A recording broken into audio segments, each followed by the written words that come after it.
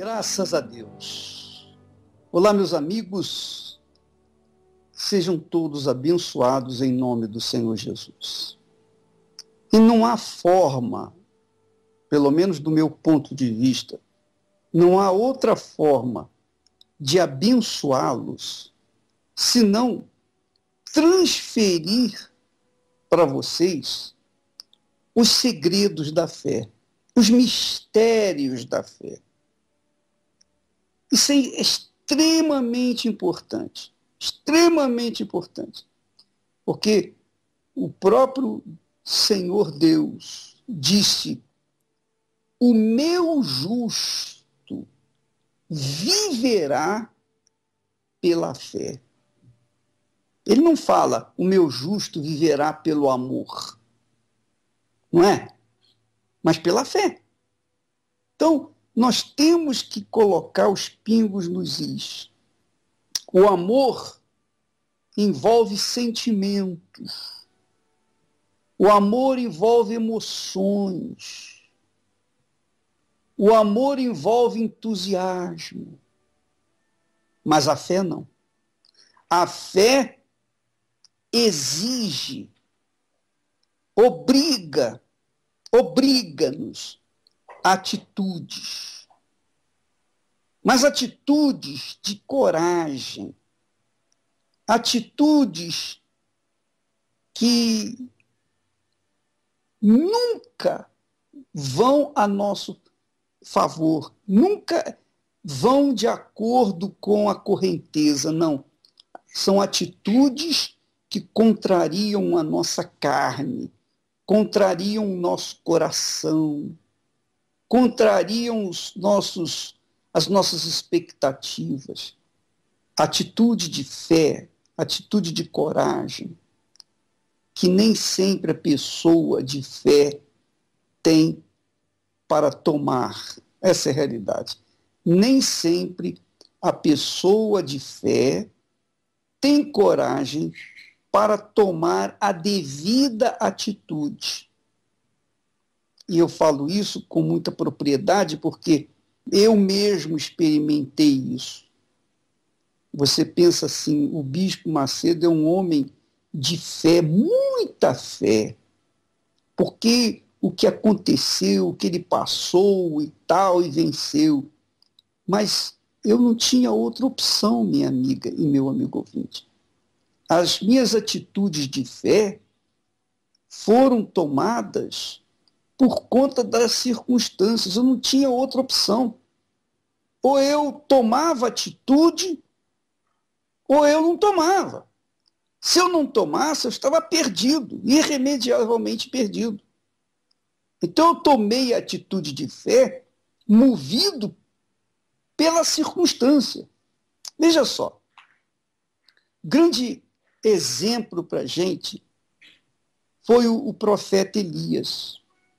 O profeta Elias, quando desafiou os profetas de Baal, lá no Monte Carmelo, o profeta Elias colocou a sua vida em risco, porque se o fogo não descesse, ele estava irremediavelmente perdido. Mas ele tinha certeza que Deus iria atender a sua chamada, o seu pedido, a sua determinação.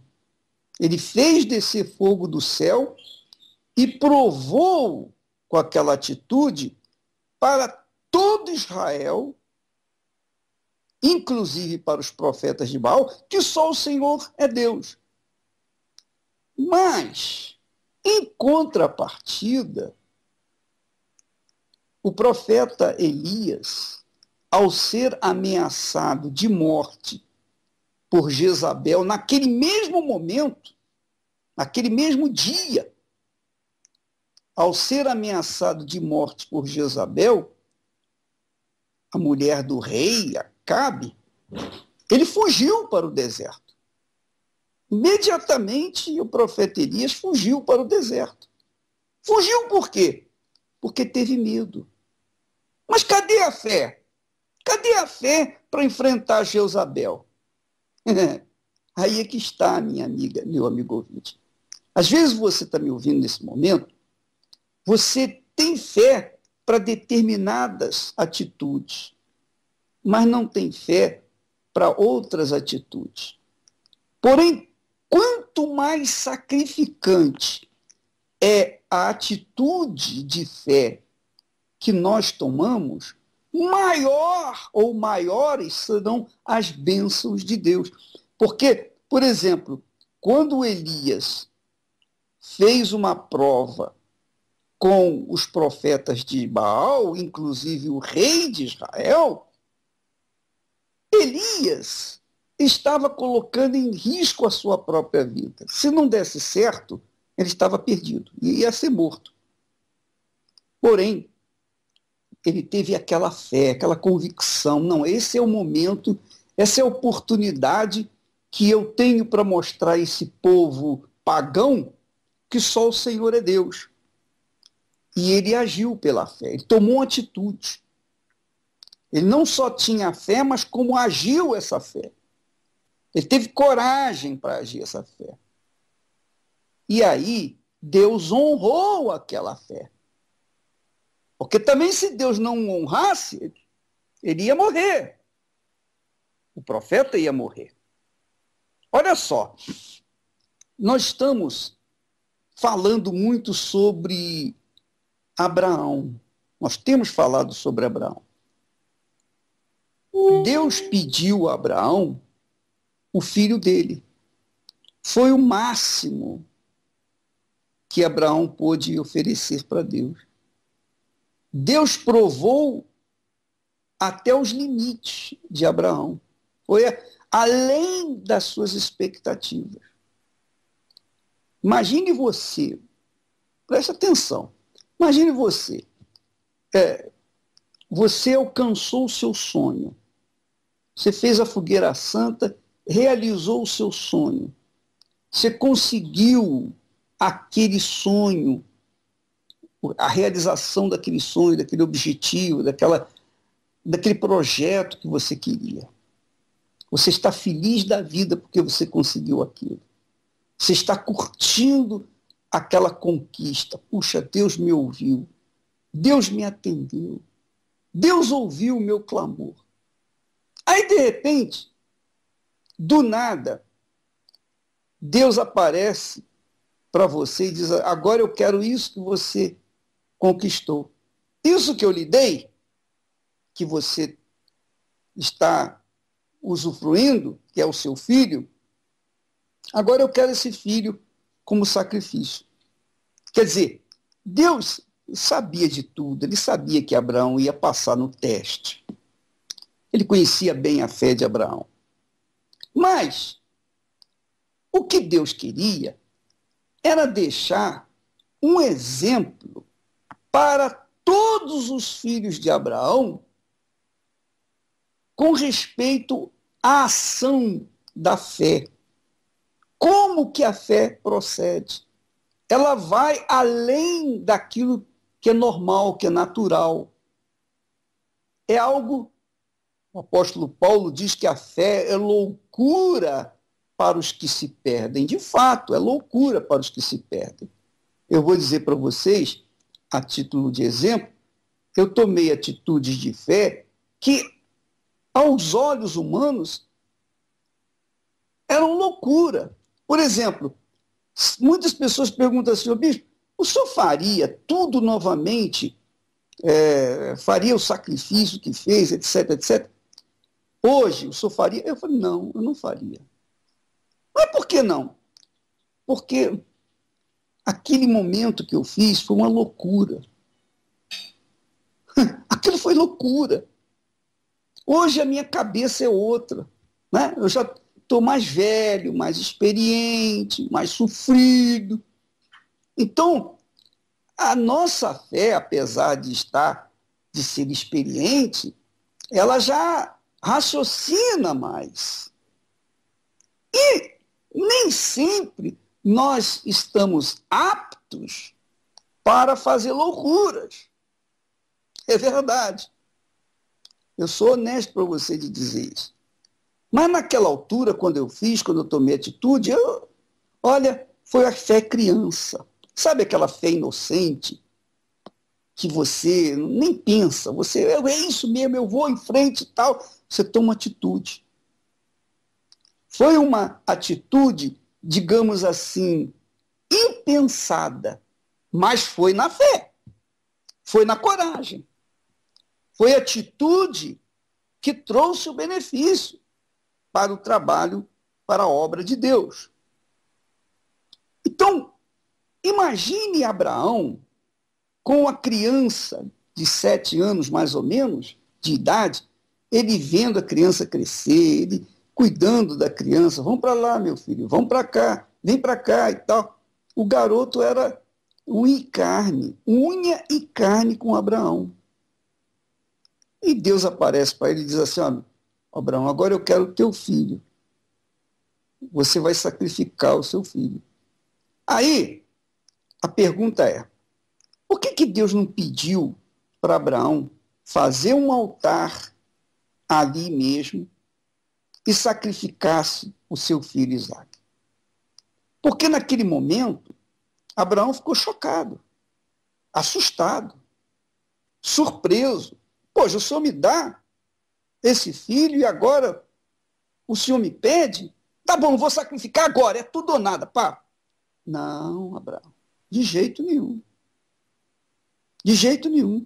Você vai caminhar 3 dias até o Monte Moriá, onde você vai sacrificar o meu filho, vai sacrificar o seu filho. E quer dizer o seguinte, eu vou dar tempo, vou dar a você 3 dias para pensar, raciocinar, meditar e até desistir. E até desistir. E eu creio que esse foi o maior sofrimento de Abraão. Ainda há pouco eu estava falando com o Altair, o operador nosso aqui, e eu estava esperando, aguardando o momento de entrar no ar. Então, enquanto a gente aguarda, a gente fica ansioso para começar logo. A mesma coisa acontece nas reuniões. Faltam 15 minutos, 10 minutos, 5 minutos para começar a reunião, 5 minutos, 3 minutos para começar o programa de rádio ao vivo. Poxa, você não queira saber como é sofrido. Que a gente fica querendo logo tomar a decisão, fazer e acontecer, porque a gente não quer perder aquela força, aquela coragem, aquela atitude. A gente não quer deixar para depois, a gente quer fazer logo na hora, ou tudo ou nada. Se tem que fazer, vamos fazer logo de uma vez. Esse negócio de ficar esperando, aguardando. Eu penso que Abraão, se eu estivesse no lugar de Abraão, eu diria para Deus, Senhor, me permita fazer o sacrifício de uma vez. Porque, poxa, 3 dias andando com meu garoto, poxa. Andando com o menino, para lá e para cá, subindo, descendo, vendo a criança, sabendo que ia matá-lo, e não podendo fazer nada, e caminhando para cada falso. Pô, isso não é fácil. Isso não é fácil. É doloroso. É super doloroso. Por mínimas coisas eu fico incomodado, desconfortável.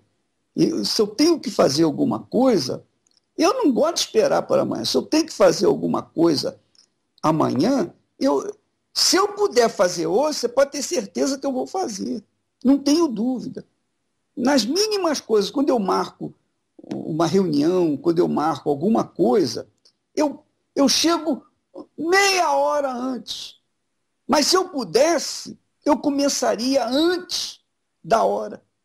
Porque dura coisa para mim é ter a paciência para esperar o momento certo. Essa é a realidade, minha amiga. Esse é o segredo da fé. Você tem que ter paciência para manter-se na fé. Porque se a atitude de Abraão fosse naquela hora, ele sofria de uma vez só. Pô, acabou. Mas ele tinha que andar 3 dias, não podia falar com ninguém.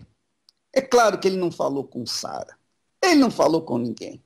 Ele nem com o garoto. Ele foi levando o garoto até o momento em que o amarrou no altar, lá na madeira, e se preparou para sacrificá-lo. Minha amiga, meu amigo ouvinte, esses 3 dias para Abraão que antecederam, essas 72 horas que antecederam o sacrifício, devem ter sido as horas mais dolorosas, mais cruéis para Abraão. Porque para mim seria, com certeza, com mais absoluta certeza.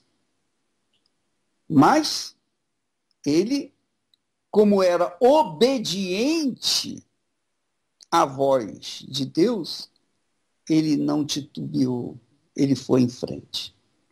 Ele aguentou o primeiro dia, o segundo dia, no terceiro dia, quando estava pronto, ele estava lá pronto para agir a sua atitude de coragem, agir a sua coragem.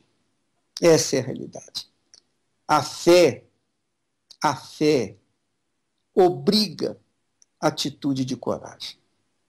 A fé obriga a atitude de coragem e a verdade, eu repito, nem sempre a pessoa de fé tem coragem para tomar a atitude de fé, a atitude de coragem. Essa é a realidade, nem sempre. Nem sempre. Porém, essa atitude de fé, de coragem, que é loucura para o mundo, é loucura. Hoje, quando eu vejo as memórias do meu passado, eu falei, meu Deus, como eu pude fazer isso? Como eu pude fazer aquilo? Que loucura! Eu fui louco. Eu fui louco.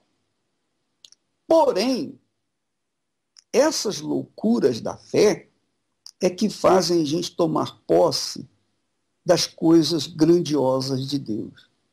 Porque você imagina, quando você toma a atitude de fé, de coragem, você está sacrificando o material em troca do espiritual. Essa é a realidade. Você está sacrificando a sua vontade em troca da vontade de Deus.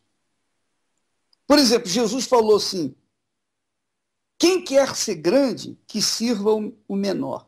Então, eu tenho que ter coragem de fé, se eu estou na fé, eu tenho que servir o menor para poder ser o maior. Se eu quiser ser o primeiro, então eu tenho que sacrificar a minha posição e me colocar no último lugar. Isso não é loucura? É loucura, claro. Você, por exemplo, sacrificar a sua vontade pela vontade de Deus é loucura. O mundo não faz isso. Ninguém faz isso, somente as pessoas de fé. Essa é a realidade. Porque, no fundo, você está sacrificando o corpo em troca da salvação da sua alma. Essa é a realidade. Porque você não vê a alma. Como é que eu vou sacrificar o meu corpo pela minha alma se eu não vejo a minha alma? O corpo eu vejo, mas a alma eu não vejo. Mas é assim mesmo a fé. Você sacrifica a sua vontade pela vontade de alguém que você não vê, que é Deus. E isso se chama fé. Isso é o que é fé. É essa fé que agrada a Deus. Você sacrifica o visível em favor, em troca do invisível. Você sacrifica o material, a matéria, em troca do espiritual, do espírito. Quer dizer, para você tomar atitude dessa, você tem que ter coragem. porque você não vê. Você sacrifica, por exemplo, o reino deste mundo em troca do reino de Deus, o reino dos céus. Então, minha amiga e meu amigo ouvinte, é preciso entender esse caminho, ou esses caminhos da fé, esses mistérios da fé, segredos da fé. Porque são segredos que realçam o poder da consciência, da fé consciente, a fé que pensa, a fé que raciocina, a fé que sabe que é loucura, mas ela vai em frente. Por quê? Porque ela crê. Ela crê naquele Deus invisível, no Todo-Poderoso, que apesar de não ser visto, tocado ou sentido, ele está ali, está vendo, está assistindo. Minha amiga, meu amigo ouvinte, essa fé é a fé que Jesus requer de cada um de nós. Por exemplo, na fogueira santa de Israel, as pessoas sacrificam o que é seguro, que está na sua mão, por aquilo que elas creem que vão receber no futuro. Eu estava falando com um pastor que é interessante. O exercício da fé é assim. O exercício da fé é assim. Você mora na roça, longe de tudo e de todos. Você não tem emprego, você não tem dinheiro, você não usa dinheiro, você não usa banco, você não usa mercado, nada disso. Você não tem nada na sua casa. Você tem um sítiozinho pobre e tem a sua família. Tem você, a sua mulher e os seus filhos. E tudo que você possui é uma vaquinha. Uma vaquinha. Somente uma vaquinha. E daquela vaquinha, você tira o leite para sustentar a sua família. Você tira o queijo, você tira a manteiga, você faz a coalhada. Então, aquela vaquinha é a fonte da sua salvação, ou melhor, do seu sustento e de sua família. Se a vaquinha morrer, você morre também, porque não tem mais nada para comer. Não tem nada, nada, absolutamente nada. Só capim. Então, o que você faz? Eu estou mostrando para você como a fé funciona. A fé que agrada a Deus. Então, Deus pede a você o sacrifício daquela vaquinha. O sacrifício da vaquinha. Poxa, Deus, o Senhor está me pedindo o único sustento meu, a única fonte de renda minha? Eu estou pedindo isso. Por quê? Por que Deus pede isso? Aí a pessoa pergunta, mas por que eu tenho que fazer sacrifício? Será que eu tenho que pagar para receber respostas de Deus, os favores de Deus? Não se trata de pagar, porque Deus não precisa de dinheiro. Deus não precisa de nada. Deus não precisa de oferta, não precisa de dízimo, não precisa de nada. Mas, quando ele pede a vaquinha, para você sacrificar a sua vaquinha, a única coisa que você tem para sustentar a si e a sua família. O que ele quer? Deus quer, na verdade, que você abandone a sua confiança, abandone a sua fé na vaquinha e fique na dependência dele. É isso mesmo. Ele quer que você abandone a sua dependência da vaquinha para ele. Então, quando sacrifica, a pessoa de fé sacrifica a vaquinha e diz, agora eu não tenho vaquinha mais. Logo mais eu vou precisar de comer. Minha família também. E eu não tenho mais nada. Eu quero ver se Deus vai me aparecer, vai suprir a minha fome, minha necessidade. Então, Deus, na realidade, quando pede o sacrifício, ele pede o sacrifício para que nós venhamos transferir a nossa dependência da vaquinha ou do sacrifício para ele. Por isso existe o altar. Quando Deus falou para Abraão levar Isaque para o Monte Moriá e fizesse lá um altar, foi para que Abraão não dependesse do seu filho Isaque para gerar uma descendência inumerável como as estrelas nos céus e ficasse na dependência dele, de Deus. Esse é o âmago da fé. O âmago da fé. Essa é a fé que traz benefício. Esta é a fé que muda as situações, que transforma vidas, que faz acontecer o que normalmente não vai fazer, o que normalmente não acontece. Essa é uma fé louca, não tenho dúvida. Você imagine você pegar a sua fonte de renda e colocar no altar, mas quando você coloca a sua fonte de renda no altar, ali você transfere. Ali no altar você transfere, você troca a sua fonte de renda física pela sua fonte de renda espiritual. É por isso que Jesus disse para os fariseus hipócritas: o que é mais importante? O ouro ou o altar que santifica o ouro? O que é mais valioso? O ouro ou o altar que providencia tudo o que você precisa? Então, é no altar, minha amiga e meu amigo ouvinte, que nós fazemos essa troca. Não é em qualquer lugar. Essa troca não pode ser feita em qualquer lugar.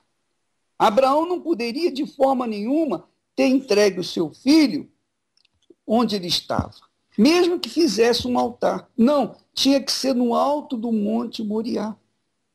Ele tinha que chegar até lá.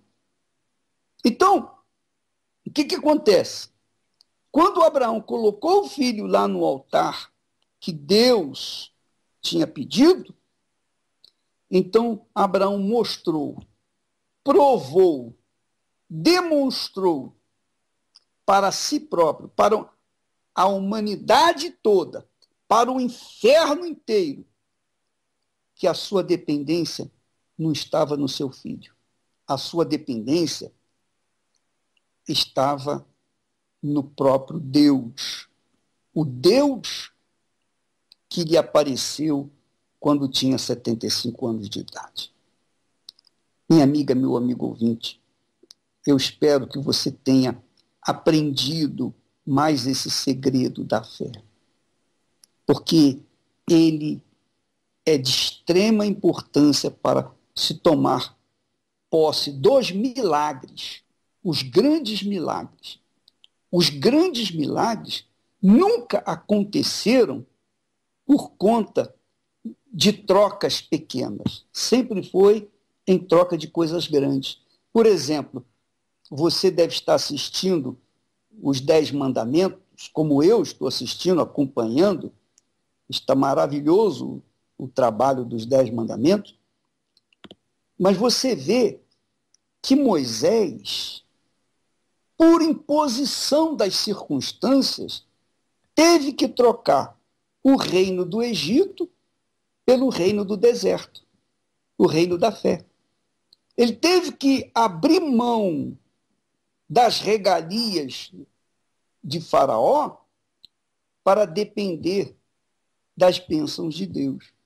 Essa é a lição principal dos 10 mandamentos. Mas, em troca disso, Deus lhe deu a liderança de um povo que estava na escravidão. Ele libertou um povo da escravidão. Moisés fez coisas extraordinárias, magníficas. O seu cajado, sempre que se movimentava, havia milagres. Por quê?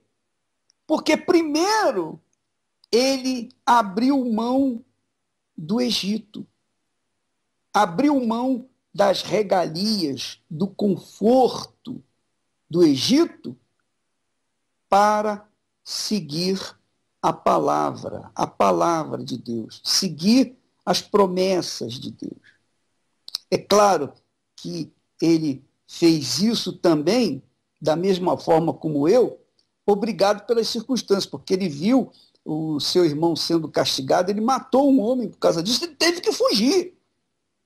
Mas tudo isso estava no plano de Deus. Então, às vezes, a gente toma uma decisão precipitada aos olhos humanos, uma decisão de coragem, uma decisão crucial, louca, por conta da convicção que há dentro do peito, que é uma coisa pessoal, individual, que não se pode passar para ninguém, é uma coisa pessoal, é você e Deus, Deus e você. Então, eu quero que você entenda que a fé que agrada a Deus, a fé que faz tomar posse do reino dos céus, exige, obriga o sacrifício diário, constante. Mas há momentos que a gente tem que sacrificar o máximo de nós, como foi o caso de Abraão. Para coisas pequenas, o sacrifício é pequeno. Mas para coisas grandes, minha amiga, meu amigo, tem que ser um sacrifício grande. Essa é a realidade. É fácil? Não, não é fácil. Não é fácil. Se fosse fácil, as portas dos céus seriam abertas, seriam largas e espaçosas. E todo mundo poderia entrar. Mas como é difícil, dificílimo, então ela é estreita, caminho apertado, é difícil entrar por essas portas, seguir por esse caminho. É por isso que Jesus disse: quem quiser salvar a sua vida, quem quiser salvar a sua pele, perdê-la-á. Mas quem perder a sua pele, a sua vida, por minha causa, achá-la-á. Então vamos, minha amiga, meu amigo, na fé de Abraão. Vamos seguir o exemplo de Abraão. Por isso Deus lá em Isaías, capítulo 51, diz para todos os sábios, para todos os que querem tomar posse da plenitude da vida, ele diz assim: olhai para Abraão. Olhai para Abraão. E eu vou dizer para você uma coisa: não sou nada, não sou absolutamente nada, nem ninguém. Mas sempre eu tive na minha vida, desde a minha conversão, Abraão como o meu referencial.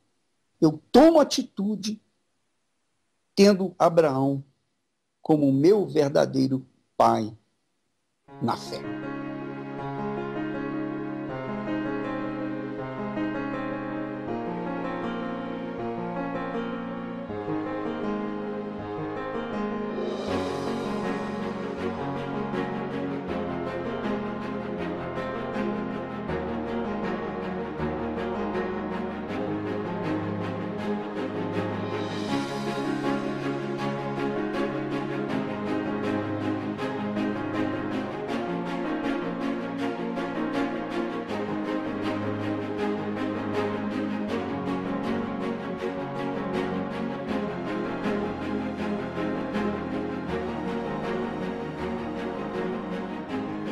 Pois é, minha amiga, meu amigo ouvinte.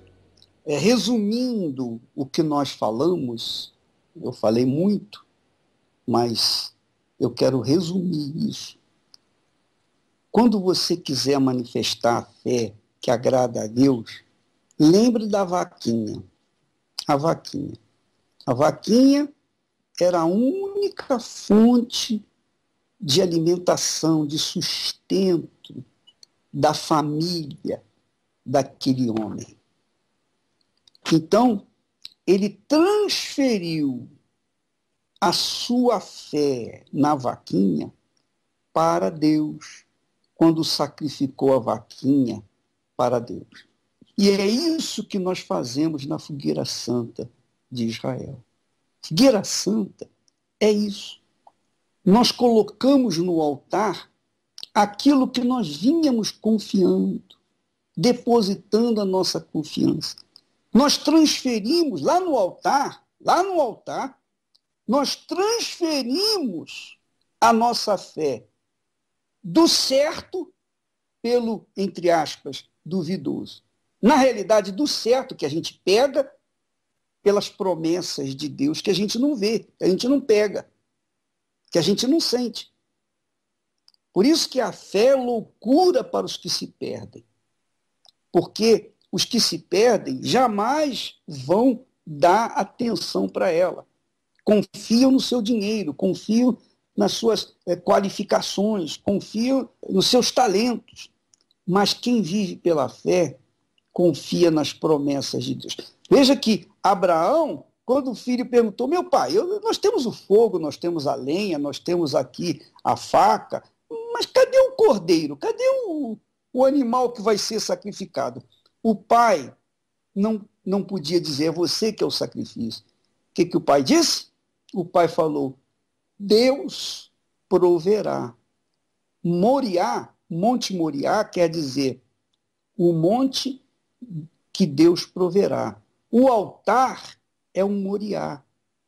O altar é o lugar em que nós resolvemos todos os nossos problemas. Qualquer que seja o seu problema, você resolve no altar. Porque o altar é o lugar onde Deus proverá. Ele não provê na hora, ele proverá. Ele vai dar a solução, ele vai trazer a resposta, mas é lá no altar. O altar é um monte onde se transfere a nossa confiança do que é material para o espiritual. É onde a gente transfere o mundo que nós vivemos, o mundo do pecado, para o mundo da fé, o mundo da pureza, o mundo de Deus. Nós transferimos no altar a nossa confiança do mundo injusto para o mundo da justiça. E essa é a razão da Fogueira Santa de Israel. Que Deus abençoe a todos. Amanhã estaremos de volta. Esse domingo nós teremos a festa do Rei. Todos são convidados, mas nem todos estão dispostos.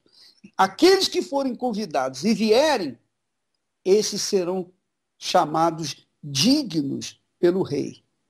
Mas aqueles que não vierem serão indignos. Então, você que tem se esmerado, se esforçado para trazer uma pessoa, pelo menos nesse domingo, então saiba que o seu trabalho não é em vão. Você faz a sua parte, você é servo, faça a sua parte.